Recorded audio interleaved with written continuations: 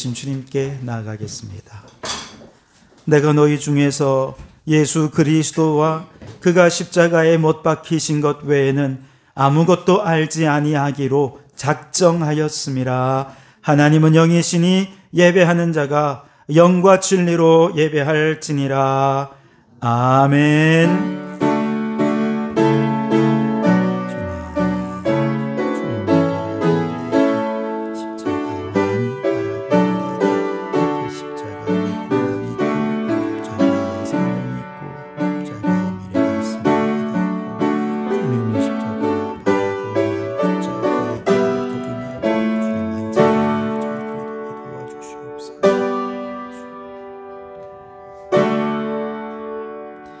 살아계신 하나님 아버지, 사순절의 한가운데 5번째 주일로 모여 예배하게 하시니 감사합니다.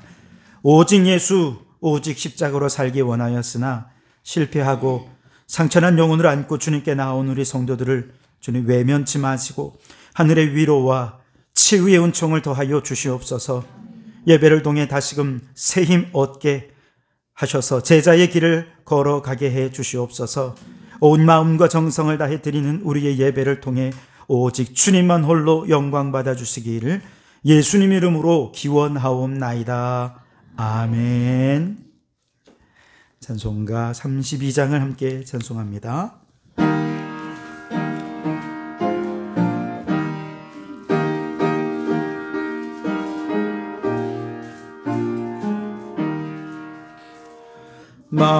만유의 주제 존귀하신 예수 사람이 되신 하나님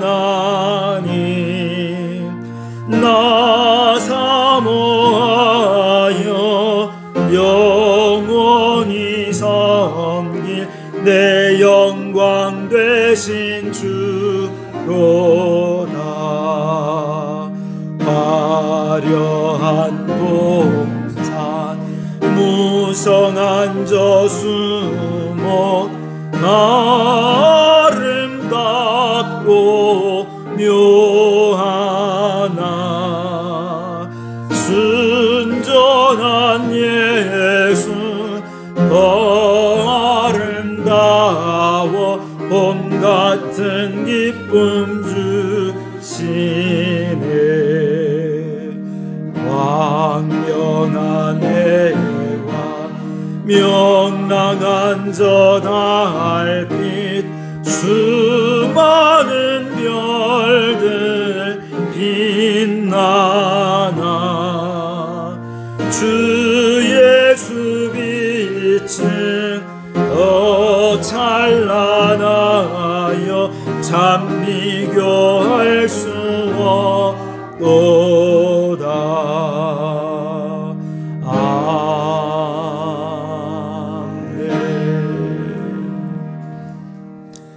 오늘은 십계명의 말씀으로 함께 교독하도록 하겠습니다.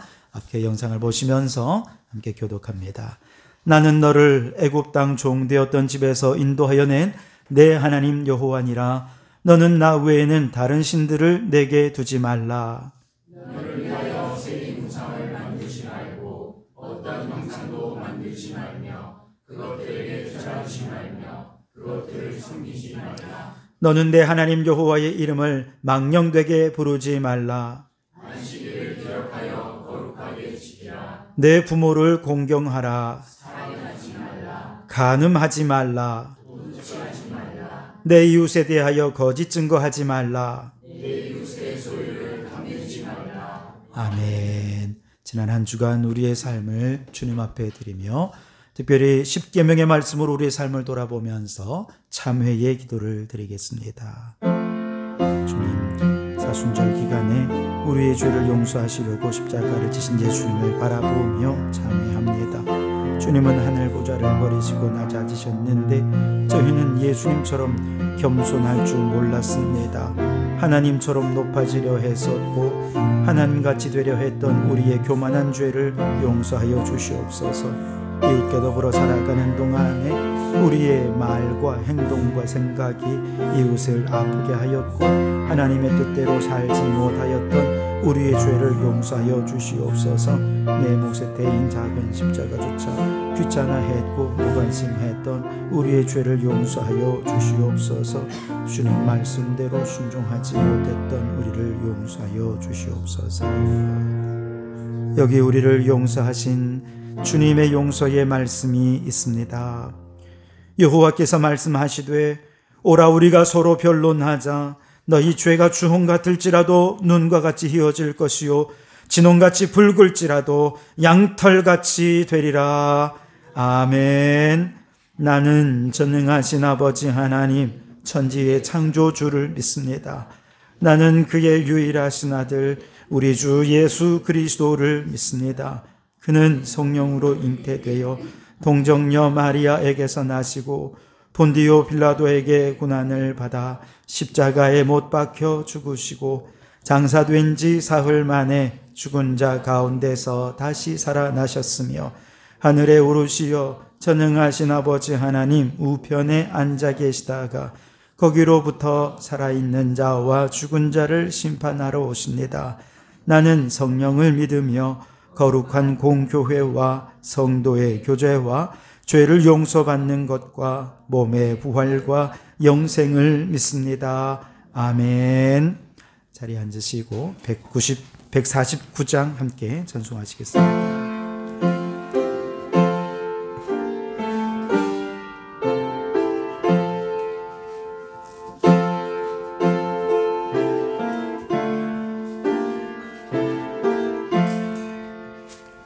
주 달려 죽은 십자가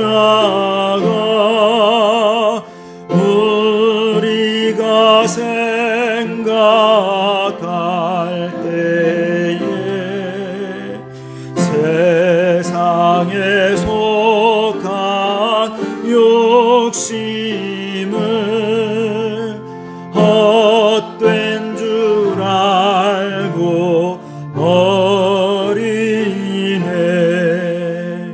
죽으신 구주 밖에는 자랑을 말게 하소서. 보혈의 공로 힘입어 교만한 마음을 버리네. 못 박힌 손발 오니 근잡이 나타내셨네.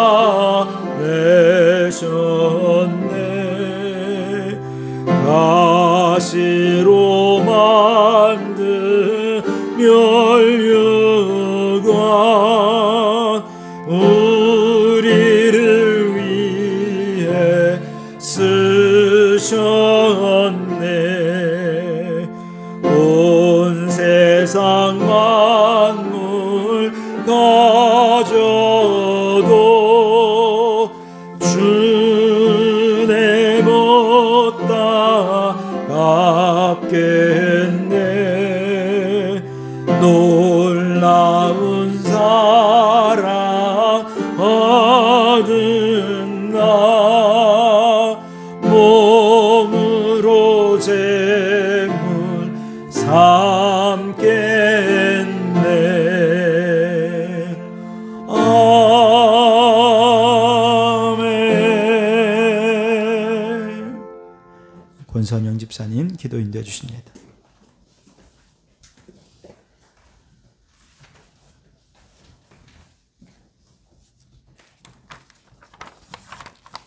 하나님 아버지, 우리를 구원하기 위하여 독생자 예수 그리스도를 이 땅에 보내주시어 십자가 보혈 피로 우리의 죄를 대속하여 씻어주시고 죽음에서 부활하게 하신 하나님께 감사와 찬양을 올려드립니다.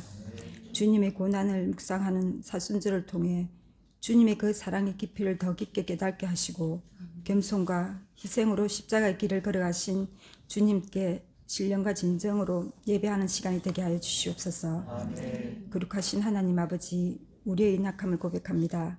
입술로는 주님의 뜻 가운데 살겠노라 말하면서 세상의 유혹과 욕심에 이끌려 주님의 뜻대로 따르지 못했던 순간들이 있었음을 회개하오니 용서하여 주시고 마음을 정결케 하여 주시옵소서.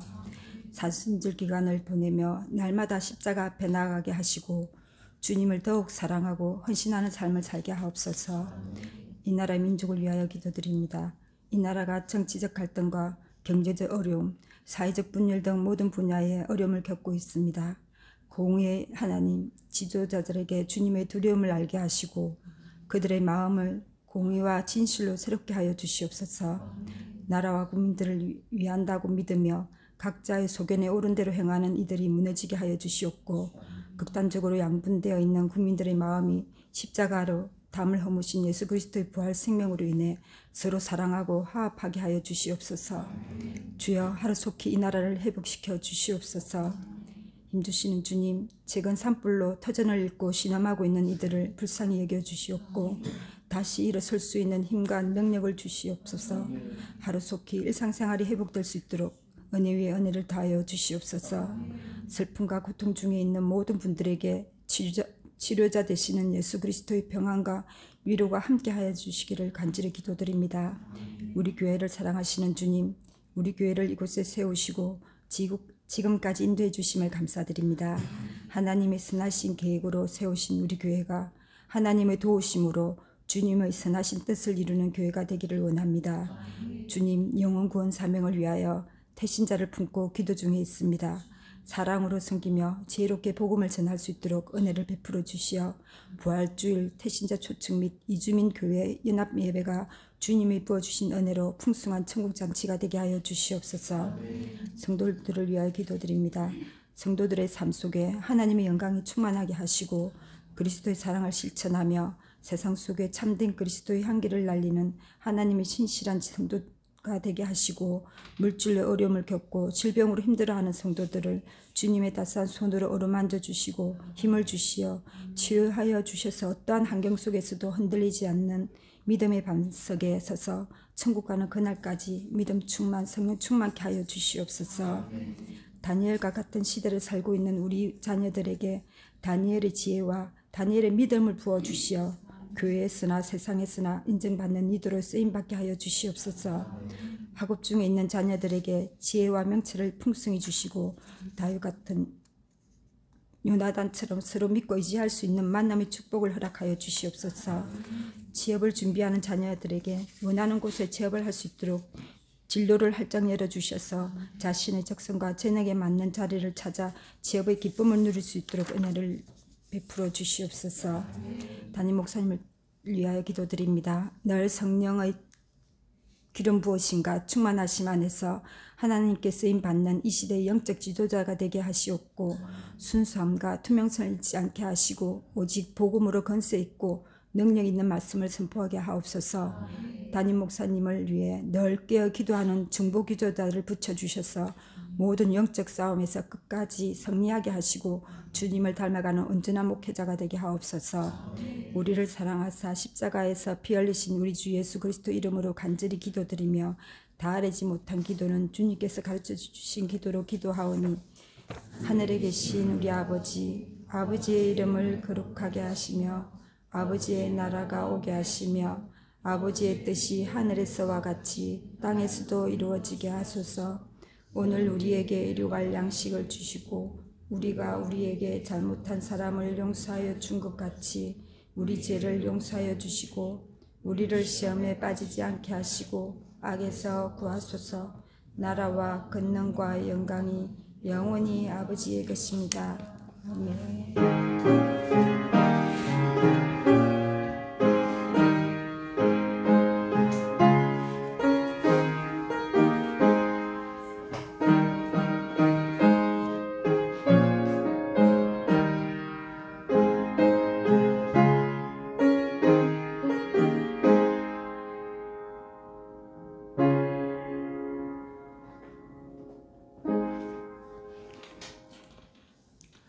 시간 우리에게 주신 하나님 말씀은 사도행전 7장 37절로 43절까지 말씀입니다.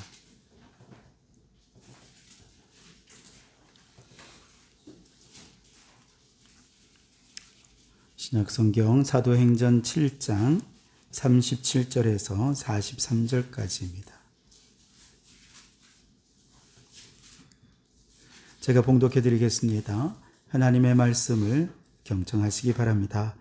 이스라엘 자손에 대하여 하나님이 너희 형제 가운데에서 나와 같은 선지자를 세우리라 하던 자가 곧 이 모세라.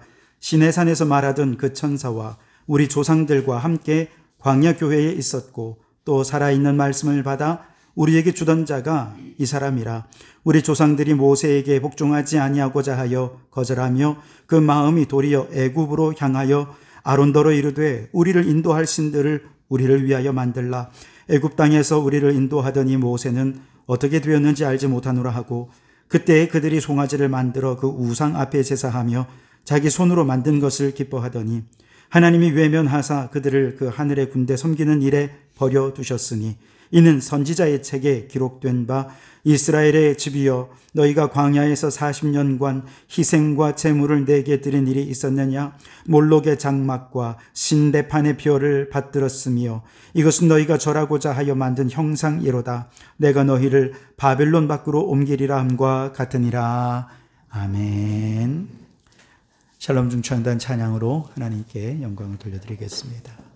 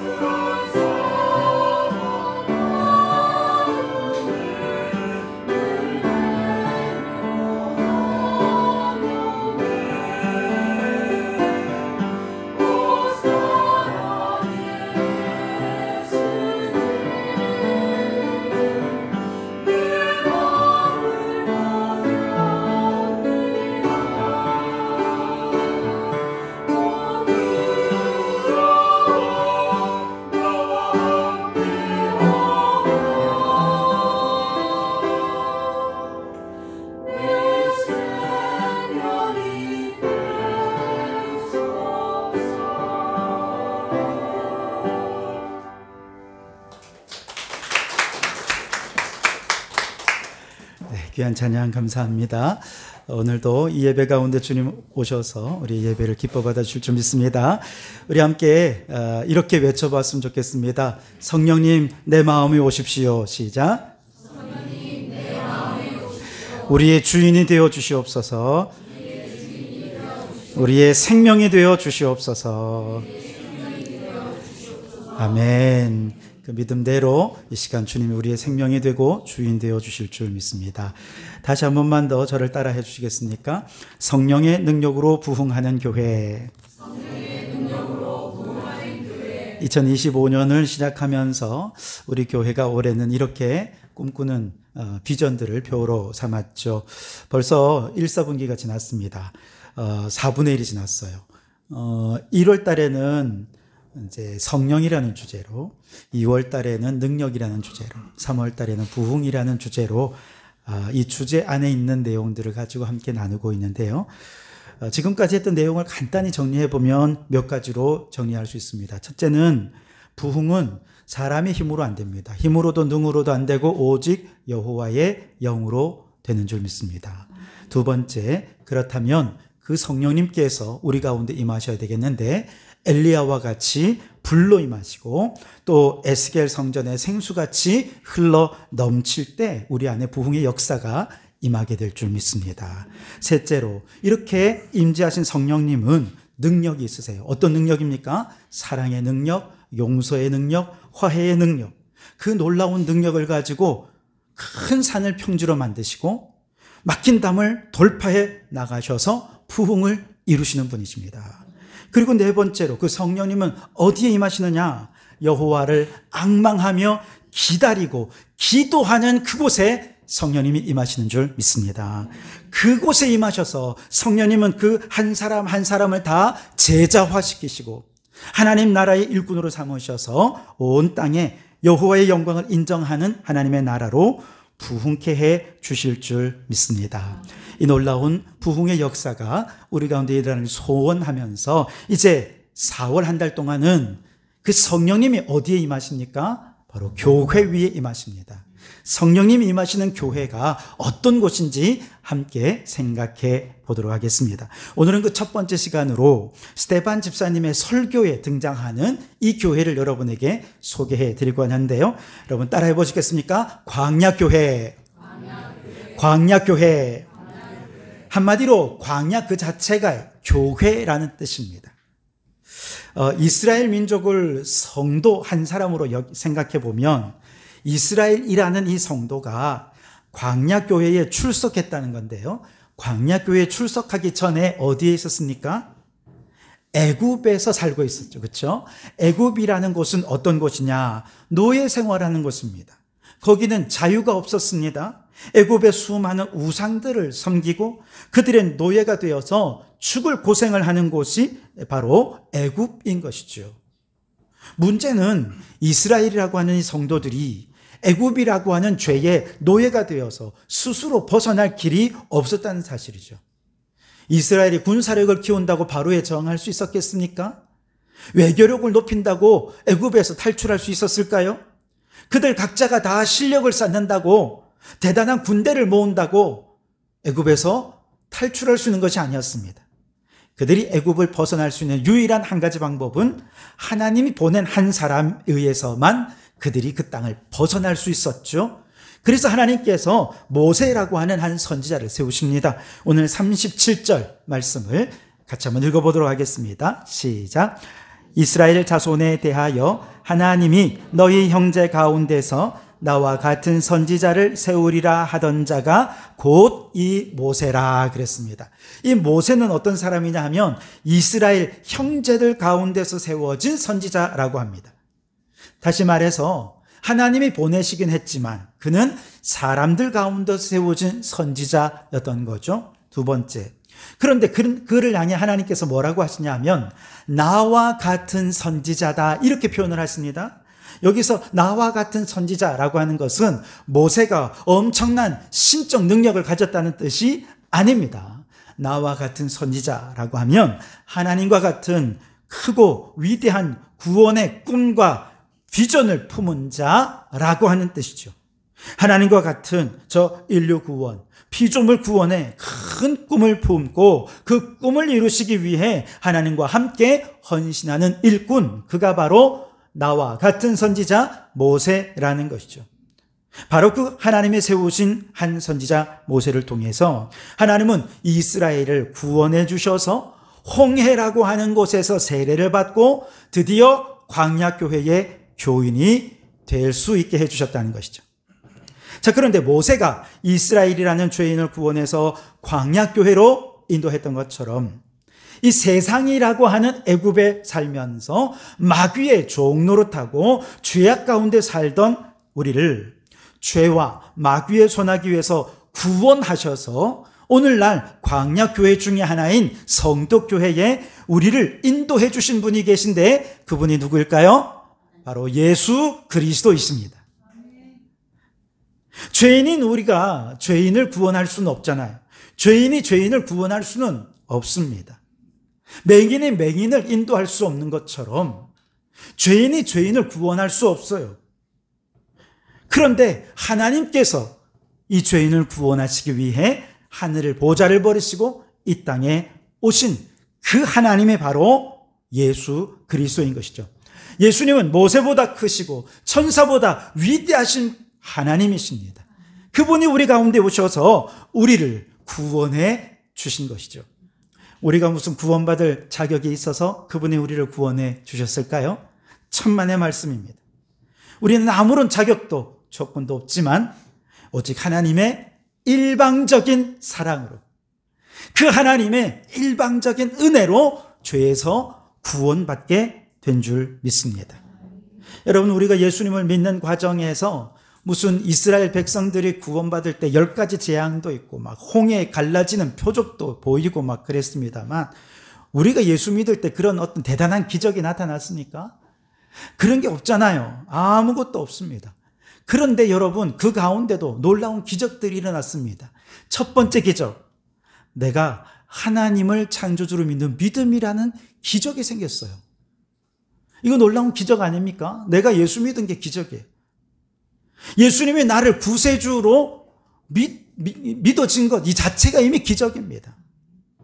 그리고 그렇게 믿어진 내가 오늘 이렇게 성도교회에 앉아 예배 드리는 이 자체가 이미 기적인 것이죠. 이것을 믿으십니까? 그렇다면 여러분 옆에 계신 분들에게 이렇게 인사합시다. 당신은 이미 기적의 주인공입니다.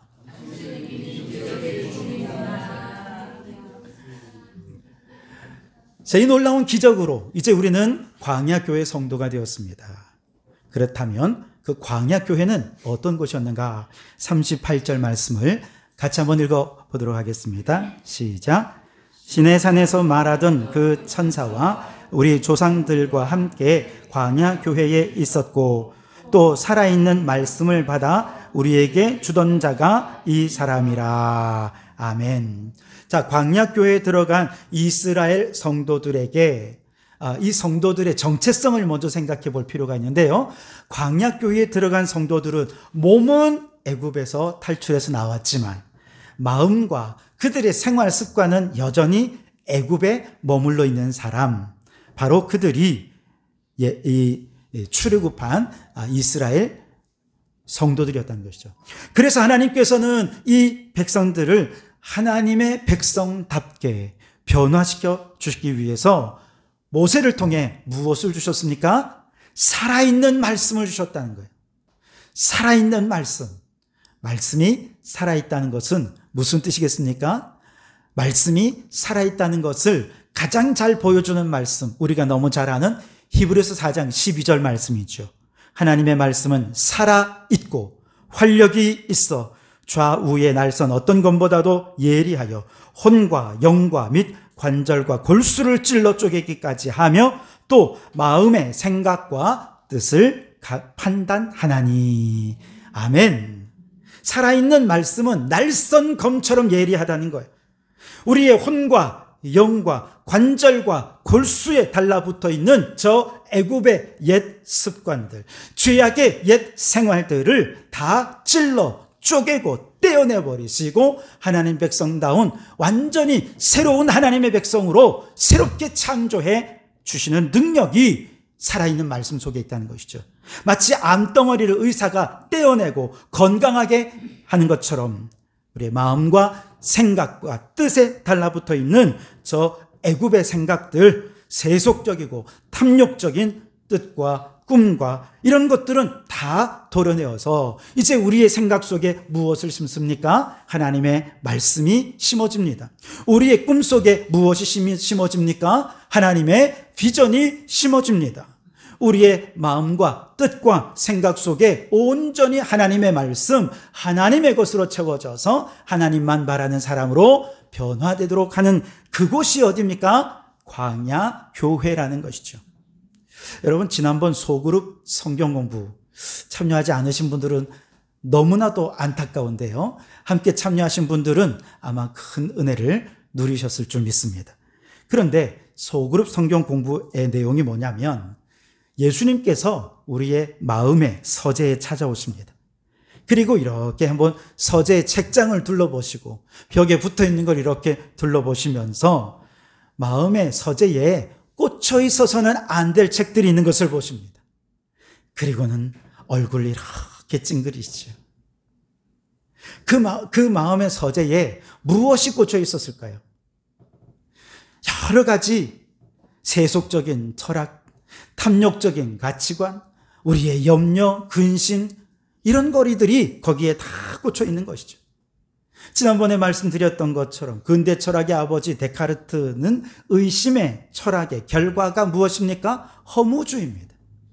오늘날 포스트 모던 시대는 모든 권위가 해체가 되고 모든 것이 상대화되면서 사람들이 자기 소견에 옳은 대로 행하는 무법천지가 되어버렸습니다.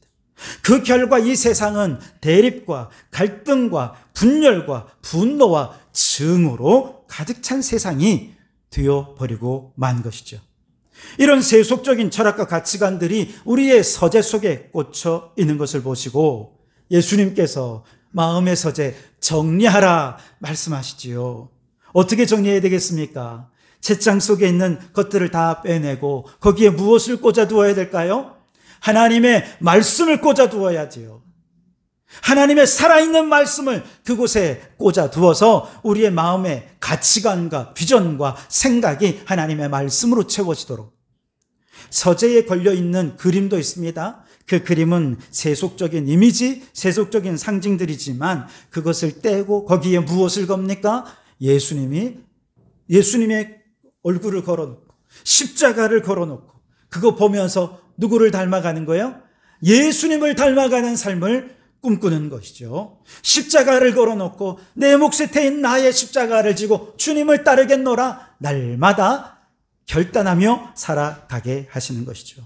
그렇게 내 마음의 서재를 정결하게 하고 십자가를 지고 주님을 따르는 삶에 어떤 열매가 맺혀지느냐? 빌립보서 4장 8절 말씀에 무엇에든지 참되고 무엇에든지 경건하고 무엇에든지 옳고 무엇에든지 정결하고 무엇에든지 사랑받을 만하고 무엇에든지 칭찬받을 만한 삶의 열매, 인격의 열매가 거두어져서 예수님을 닮은 인생으로 변화되어 가더라는 것이죠. 이렇게 훈련해 가는 곳이 어디라는 거예요? 광야 교회라는 것입니다. 분명히 예수님을 나의 구주로 고백하고 세례도 받았어요. 그래서 교회의 일원이 되었음에도 불구하고 여전히 우리는 무슨 일을 해도 세속적이야. 무슨 일을 해도 불의하고 불법적이고 사랑받기보다는 비난의 대상이 되고 사람들로부터 칭찬받기보다는 손가락질 받는 때에 우리는 생각해야 됩니다. 나는 아직 애굽에 머물러 있구나. 나의 마음과 나의 생각은 여전히 애굽에 머물러 있구나. 그래서 우리의 인생에 광야의 고난이 시작되는 것이죠. 교회는 교회인데 광야 교회인 이유가 있습니다. 과거의 애굽에서의 생각과 삶과 습관들을 끊어내기 위해서 하나님께서 고난을 주시는 거예요. 질병도 주시고 아픔도 주시고 관계에 배신도 당하고 여러 가지 삶의 어려움과 환난과 슬픔과 고난과 광야의 삶은 늘 그렇게 해서 메마른 삶입니다. 그렇게 늘 하나님 없이는 살아갈 수 없는 순간으로 만드는 것이죠. 그렇게 해서 오직 하나님 주시는 말씀만 만나로 먹고 주님 주시는 반석에서 솟아나는 그 생수로만 채워지는 삶을 살 때에 이제는 애굽의 옛삶이 끊어지고 하나님의 꿈이 나의 비전이 되고 예수님의 성품이 나의 인격이 되고 성령님의 권능이 나의 능력이 되도록 하는 그곳이 바로 광야 교회인 것이죠. 그렇다면 우리가 출애굽한 이스라엘 백성들에게 여전히 남아있는 애굽의 옛 습관들 무엇이 있을까? 몇 가지를 우리에게 말씀해 주시는데 첫째로 모세가 전해준 하나님 말씀의 권위에 복종하지 않고 말씀을 거절하고 불순종하는 것입니다. 39절을 같이 한번 읽겠습니다. 시작. 우리 조상들이 모세에게 복종하지 아니하고자 하여 거절하며 그 마음이 도리어 애굽으로 향하며 그랬습니다. 모세의 권위를 불복종하고 하나님 말씀에 거절하여서 그들의 마음이 애굽으로 향하게 되었다는 것이죠. 여러분, 이스라엘 백성들은요 끊임없이 모세의 권위에 도전했습니다. 하나님이 왜 하나님이 모세와만 말씀하시느냐? 나와도 말씀하시지 않느냐? 하나님은 나에게도 은혜 주시고 나에게도 말씀하신다. 그러면서 모세의 권위를 깎아내리려 했어요. 하나님이 왜 모세에게만 그렇게 특별한 대우를 해주느냐? 그렇지 않다. 하나님은 우리 모두를 동등하게 만드셔서 모세만 특별하게 세우지 않으셨다. 여러분, 그렇게 모세의 권위를 무시하던 아론과 미리암이 모세의 권위를 비난했다가 어떻게 됩니까? 미리암이 문둥병, 나병에 걸리게 됩니다. 나중에는 고라가 중심이 되어서 이스라엘의 지도자 250명이 집단적으로 모세를 대적하게 되는데요. 그 결과가 어떻게 됩니까? 땅이 갈라져서 그들이 다 땅 속에 떨어져서 죽어버리고 말았습니다. 왜 모세를 그렇게 공격한 것일까요? 모세가 전해주는 말씀대로 살기 싫어서 그런 거죠. 메시지를 반박할 수 없으니까 메신저를 공격하는 것입니다. 여러분, 모세가 전해준 하나님의 말씀은 구구절절 다 옳은 말씀이었어요. 그런데 그 말씀에 순종하기가 싫으니까 말씀을 전해준 모세를 붙잡고 시비하고 모세를 비난하고 모세의 권위를 무시하면서 말씀의 권위도 무시해 버리려고 한 것이죠. 하나님이 세우신 권위자를 무시하는 것은 하나님의 말씀의 권위를 무시하는 것이고, 이는 곧 우리의 몸은 출애굽했지만 여전히 우리의 마음이 애굽에 있기 때문에 범하는 죄라는 것을 우리는 잊지 말아야 하겠습니다. 두 번째로 이스라엘 성도들이 광야 교회에서 범한 죄가 있는데 바로 원망의 죄입니다. 오늘 본문에는 정확하게 나오진 않는데 고린도전서 10장 10절 11절 말씀은 이렇게 말씀하십니다. 그들 가운데 어떤 사람들이 원망하다가 멸망시키는 자에게 멸망당하였나니 너희는 그들과 같이 원망하지 말라. 그들에게 일어난 일은 본보기가 되고 또한 말세를 만난 우리를 깨우치기 위하여 기록되었느니라 그랬습니다. 여러분, 지난 3월 한 달 동안 민수기 말씀 열심히 잘 읽으셨죠? 민수기 말씀 읽으면서 좀 답답한 게 느껴지지 않으셨습니까? 아이고, 얘네들 왜 이렇게 못 하나님이 또 건져주시면 또 죄를 범하고 또 건져주시면 또 죄를 범하고 너무 답답해, 이 백성들이. 그러면서 원망하고 불평할 때 하나님께서 또 진노를 내리시고 그들을 광야에서 엎드려 죽게 하시고, 여러분, 이 그들의 불순종, 그들에게 임한 하나님의 진노 왜 기록해 두셨을까요? 우리도 원망하면 저렇게 하나님의 진노를 받을 수 있겠구나 깨닫도록 하기 위해서, 본보기를 삼기 위해서 기록해 두신 것입니다. 그래서 여러분, 민수기의 말씀을 읽으면서 우리 마음속에 두려움이 있어야 돼요. 하나님에 대한 두려움이 있다면 여러분은 민수기의 말씀을 잘 읽은 것입니다. 그래서 하나님, 내가 이렇게 우리의 입술로 하나님께 원망하고 불평하면 나도 이렇게 진노를 받을 수 있겠군요. 아이고, 하나님이 두려워서라도 이제 내가 달라져야겠습니다. 이런 결단이 있어야 돼요. 여러분, 생각이 변화되면 제일 먼저 변화되는 것이 언어가 달라지는 것. 여러분 너무 잘 아시지 않습니까? 예수님을 믿어도 마음과 생각이 여전히 애굽의 생각을 가지고 있으면, 즉 생각이 변화되지 않으면 그 입술에 원망과 불평이 가득하다는 것입니다. 그런데 성령의 검, 곧 하나님의 말씀의 검이 오늘 우리의 심령과 골수를 찔러 쪼개어서 과거의 애굽의 부정한 생각, 원망과 불평의 언어, 이런 것들을 수술하듯이 다 도려내어서 거룩한 입술, 정결한 입술, 축복의 입술로 우리를 거듭나게 해 주시도록 우리는 그렇게 성령님께 말씀 앞에 우리 자신을 노출시켜서 말씀에 쳐서 우리 자신을 복종시키는 자가 되어야 할 줄 믿습니다. 혹 여러분의 언어 속에, 여러분의 생각 속에 여전히 남아있는 애굽의 옛 원망과 불평의 습관들이 남아있다면 이 시간 성령님 우리 가운데 오셔서 이 말씀을 더 날카롭게 해주셔서 우리의 모든 죄악된 옛 습관들을 다 도려내어 주시옵소서. 우리의 생각과 우리의 입술이 축복의 입술이 되게 해 주시옵소서. 변화되어가는 우리 성도들이 되시기를 주님의 이름으로 축원합니다. 세 번째로, 무엇보다 그들의 가장 큰 죄악은 우상 숭배의 죄입니다. 41절을 같이 한번 읽어보겠습니다. 시작. 그때에 그들이 송아지를 만들어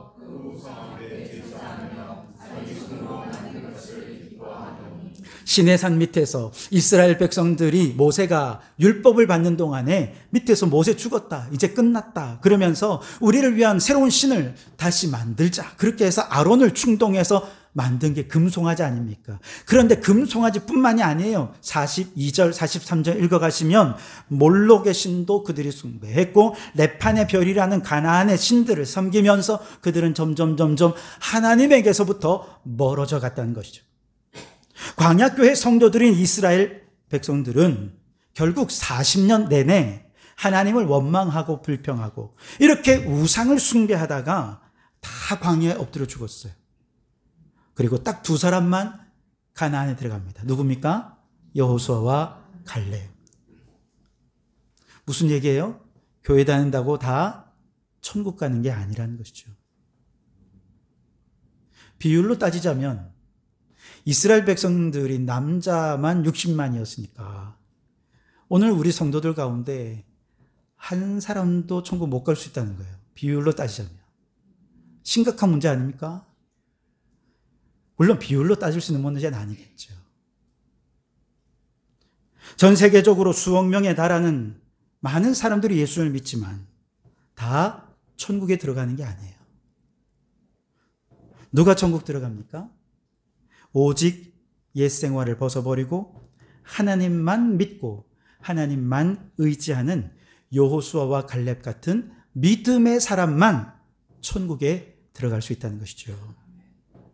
여러분, 광야교회는 애굽의 옛 습관과 옛 죄악을 벗어버리고 거룩한 하나님의 백성이 되어가기 위해 훈련받는 교회입니다. 이 세상에는 수많은 광야교회들이 있습니다. 제가 인터넷에 말씀 준비하면서 광야교회 이렇게 쳤더니요, 우리나라의 광야교회가 너무 많더라고요. 광야교회라는 이름의 교회들이 굉장히 많더라고요.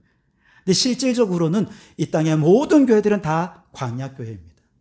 왜요? 아직 우리는 저 가나안에 들어가지 않았기 때문이죠.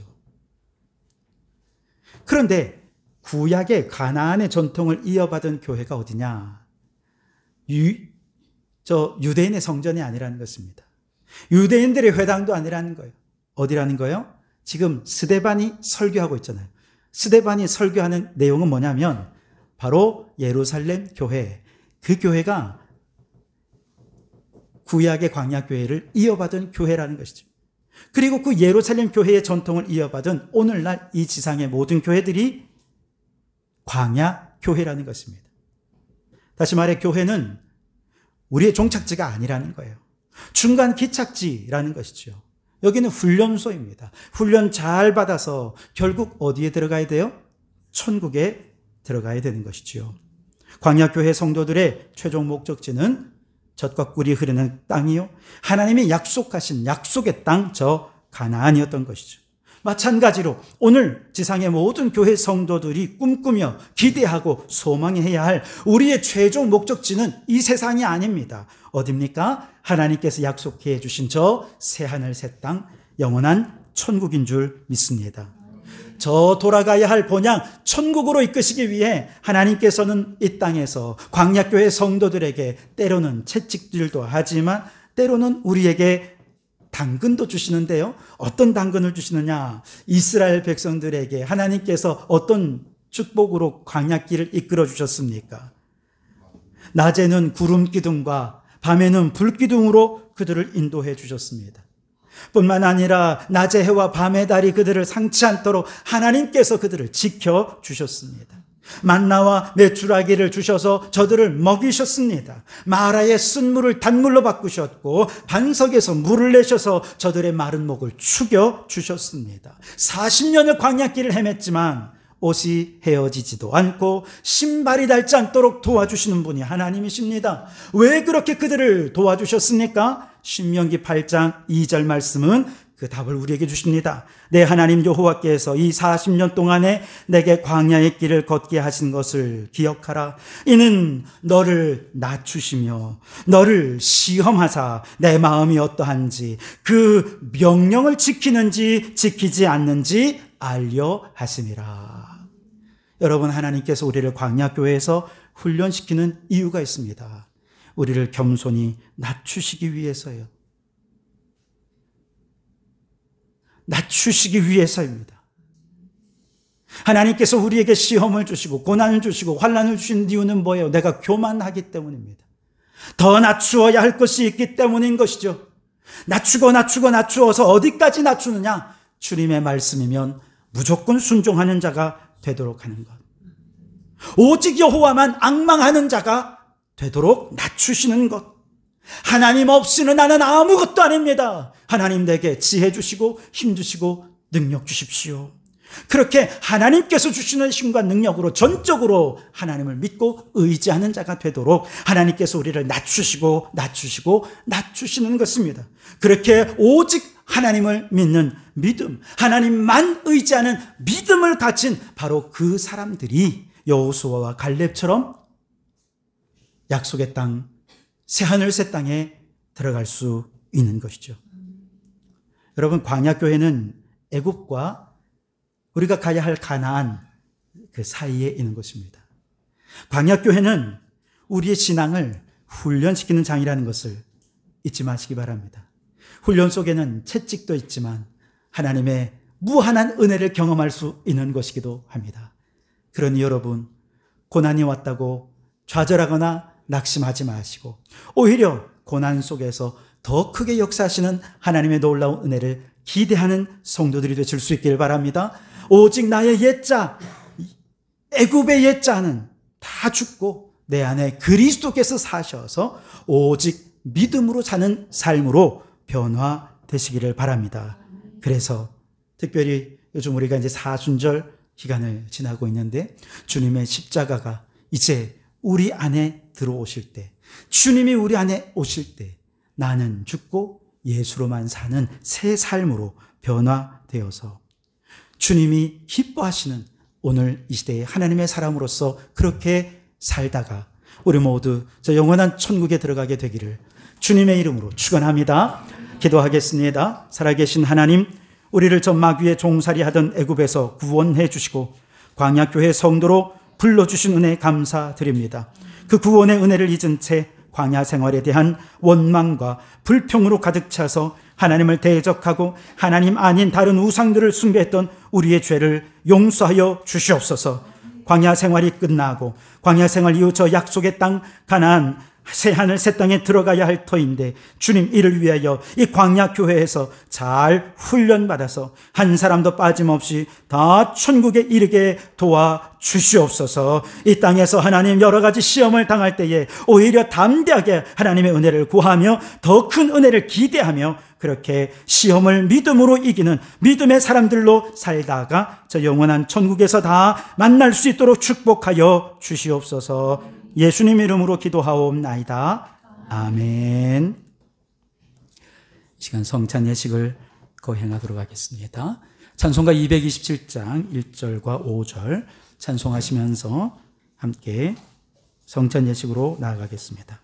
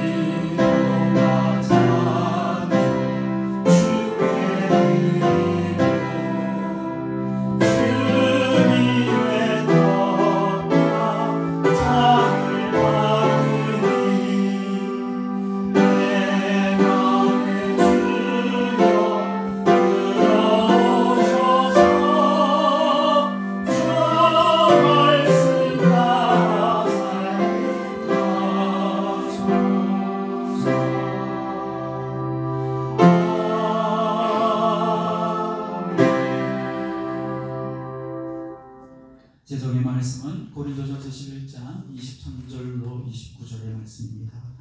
내가 너희에게 전한 것은 주께 받은 것이니 곧 주 예수께서 잡히시던 밤에 떡을 가지사 축사하시고 떼어 이르시되 이것은 너희를 위하는 내 몸이니 이것을 행하여 나를 기념하라 하시고 식후에 또한 그와 같이 잔을 가지시고 이르시되 이 잔은 내 피로 세운 새 언약이니 이것을 행하여 마실 때마다 나를 기념하라 하셨으니 너희가 이 떡을 먹으며 이 잔을 마실 때마다 주의 죽으심을 그가 오실 때까지 전하는 것이니라.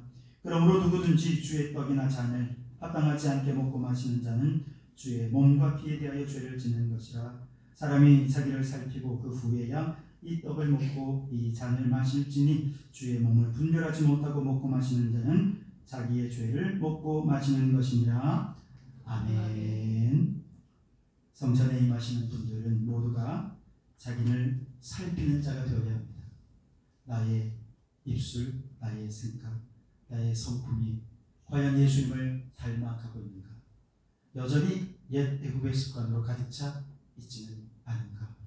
돌아보면서 오늘 주님을 우리에게 모셔서 내 안에 있는 모든 죄악된 옛 애굽의 습관들 주님 다 떨쳐버리게 하시고 도려내어 주시고 예수님의 인격, 예수님의 성품, 예수님의 삶으로 변화되는 놀라운 시간이 되기를 주님의 이름으로 축원합니다. 기도하겠습니다. 성령님, 이 만찬을 받기 원합니다.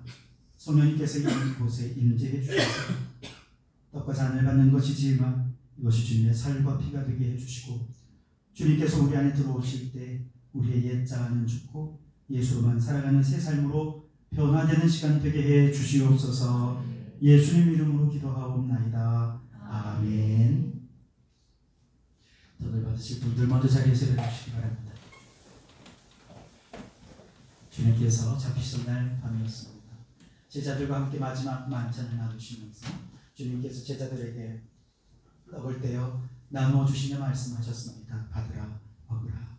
이것은 너희를 위하여 찢기는 나의 몸이다 말씀하셨습니다.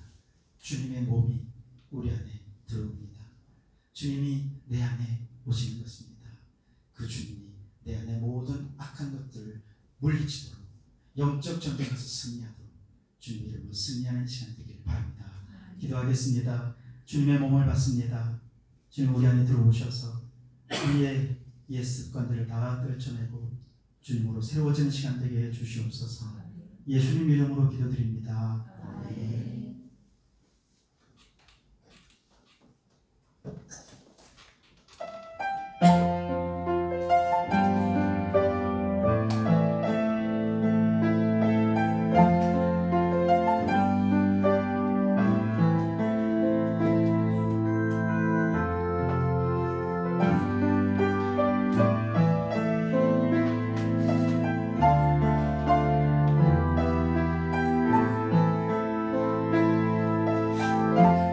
예수께서 이르시되 나는 생명의 떡이니 내게 오는 자는 결코 줄이지 아니할 터이요 나를 믿는 자는 영원히 목마르지 아니하리라. 아멘.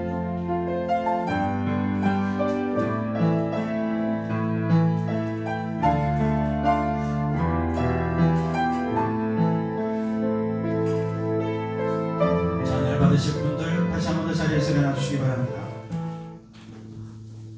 우리 주님께서 식후에 잔을 가지시고 제자들에게 따르어 주시면서 말씀하셨습니다. 받으라 마시라. 이것은 너희를 위하여 지키는 나의 흘리는 나의 피다. 받으라 마시라 말씀하신 주님의 명령에 의지해서 주님의 피를 마십니다. 주님께서 우리 안에 오실 때 우리의 심령이 뜨거워지고 새로워져서 거룩한 새 삶으로 변화되기를 간절히 소망합니다. 기도하겠습니다. 주님의 피를 목금하십니다. 이 시간 우리 안에 들어오셔서 우리의 언어, 우리의 생각, 우리의 습관 모든 것이 다 주님의 것으로 변화되게 도와주시옵소서. 예수님 이름으로 기도드립니다. 아멘.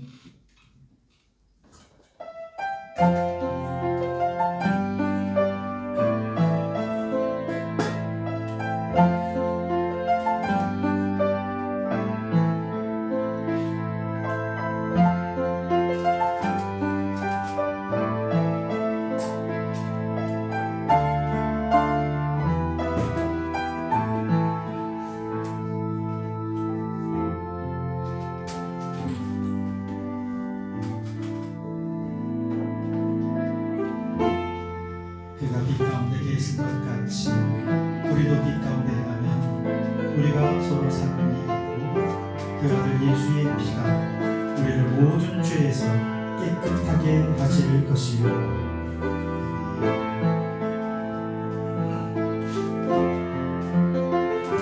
또 충성된 증인으로 죽는 자들 가운데서 먼저 나시고 땅에 일문들의 머리가 되신 예수 그리스도로 말미암아 은혜와 평강이 너희에게 있기를 원하노라. 우리를 사랑하사 그의 피로 우리 주에서 우리를 해방하시고.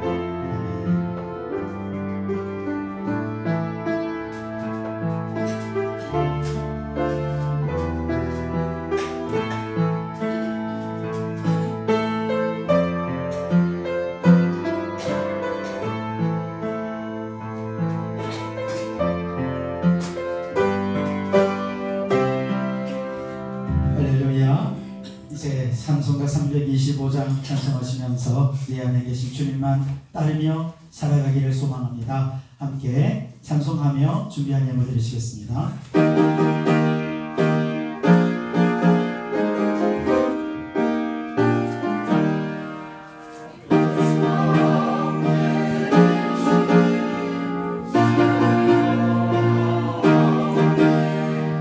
기쁨의 근원 되시는 예수를 위해 삽시다. 날마다 주를 섬기며 언제나 주를 기리고 그 사랑 안에 살면서 딴 길로 가지 맙시다. 주께서 심판하실 때 잘했다 칭찬하리니 이러한 상급 받도록 예수를 위해 삽시다.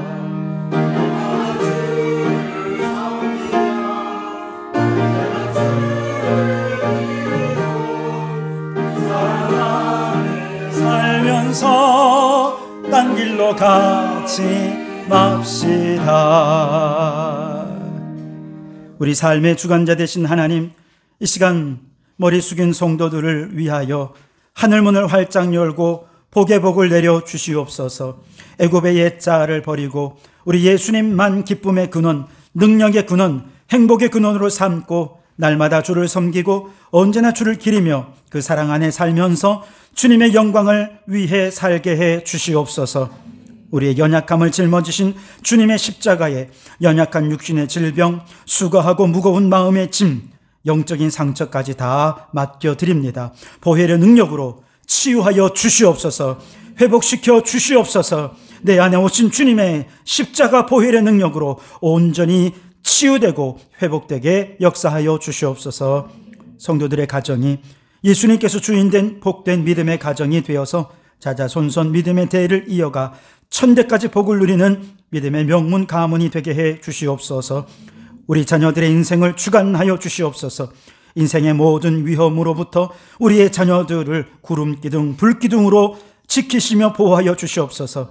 모든 만남의 복을 주시고 그 만남을 통해서 하나님의 뜻을 이루어가는 자녀들이 되게 해 주시옵소서.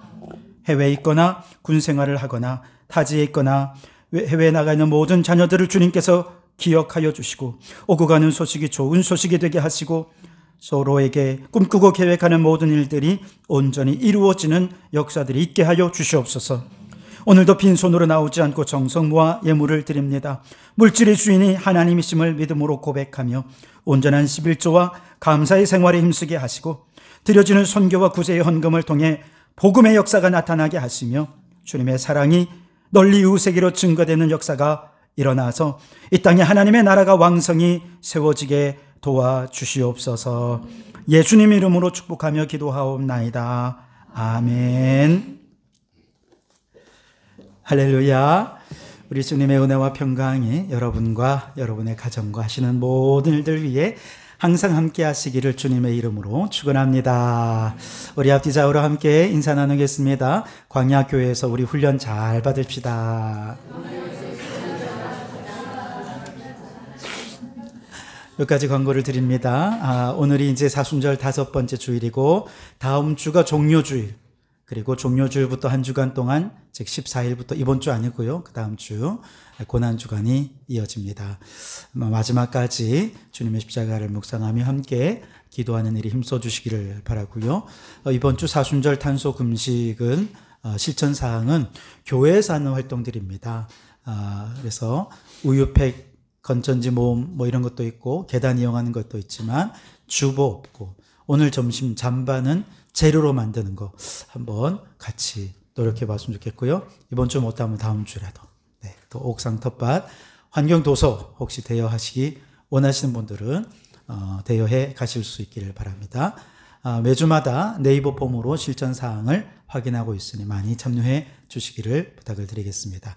말씀드린 대로 다음 주는 종료주일이고요. 다음 주 오전 예배 직후에 정기 재직회로 재정보고를 하도록 하겠습니다. 4월 20일 부활주일 이지민교회 부활절 연합예배와 태신자 초청 예배를 위해서 여러분 많이 기도해 주시고 오늘까지 2차 다니엘 집중 기도 제목들을 봤습니다. 우리 박인실 권사님 가정에서만 기도 제목을 주셨어요. 오늘 아마 많이 가지고 오셨으리라 생각합니다. 네, 돌아가시기 전까지 빼곡히 적어서 잘 제출해 주시면 이번 한 주간 동안 책자를 만들어서 같이 또 집중적으로 다음 주 한 주간 동안 고난주간 한 주간 동안 함께 기도하도록 그렇게 하겠습니다. 오늘 오후 예배는 신명기 숲과 나무로 함께 공부하도록 하겠습니다. 많이 참여해 주시면 감사하겠습니다. 매일 하루 한 장 성경 읽기 신명기 말씀이 시작이 되었습니다. 6월까지 이제 룻기까지 읽는 것이 목표입니다. 계속해서 최선을 다해 하루하루 성경을 열심히 읽으면서 은혜 충만, 성령 충만하시기를 바랍니다. 다 같이 자리에서 일어나셔서 교회 찬양하시겠습니다.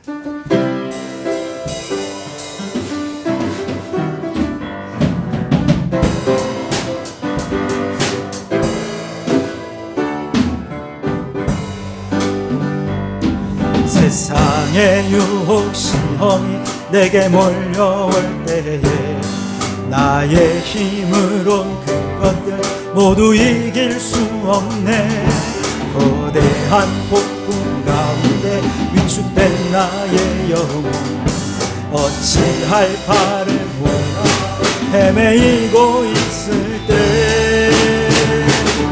주 찬양 손을 들어 찬양 전쟁은 나에게 속한 것 아니니 주 찬양 손을 들어 찬양 전쟁은 하나님께 속한 것이니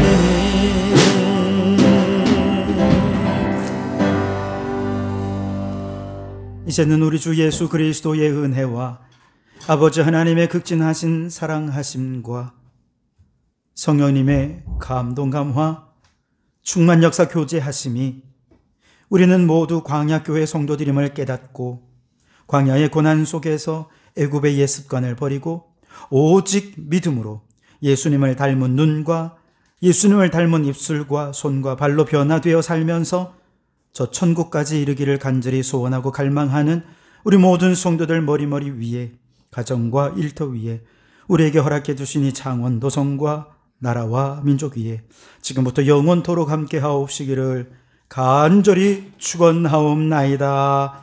아멘.